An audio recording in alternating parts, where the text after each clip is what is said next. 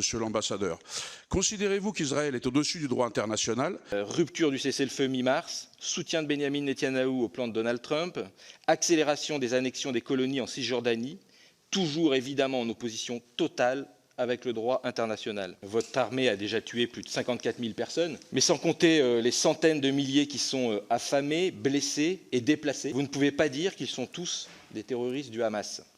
Nous avons toutes et tous condamné le 7 octobre, mais tout n'a pas commencé le 7 octobre comme vous essayez de nous l'expliquer. Ensuite, vous dites que l'OLP a refusé tous les processus de paix. Je crois savoir que l'OLP avec Arafat, avec Rabin, avait signé pour 2 États et donc un processus de paix qui n'a pas été au bout. Tout le monde connaît l'histoire. Ensuite, vous ne dites rien sur les enfants palestiniens, les victimes palestiniennes. Ça nous étonne un peu. Et puis, vous dites que vous êtes pour un État palestinien. Or, en juillet 2024, la Knesset a voté majoritairement contre l'État palestinien et pour le rejet. Donc ma question, elle va être simple, monsieur l'ambassadeur. Considérez-vous qu'Israël est au-dessus du droit international?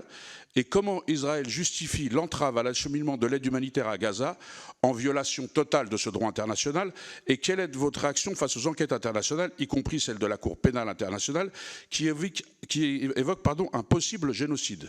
En réalité, monsieur l'ambassadeur, je vous ai écouté, mais votre version, elle ne tient plus. Encore plus je l'ai dit, en refusant tout observateur et en faisant l'opacité totale sur ce qui se passe à Gaza.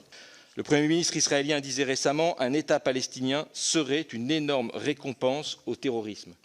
Alors si tel est votre objectif, quelle perspective politique imaginez-vous qui n'implique pas justement le génocide du peuple palestinien et avec lui l'isolement total de votre pays sur la scène internationale?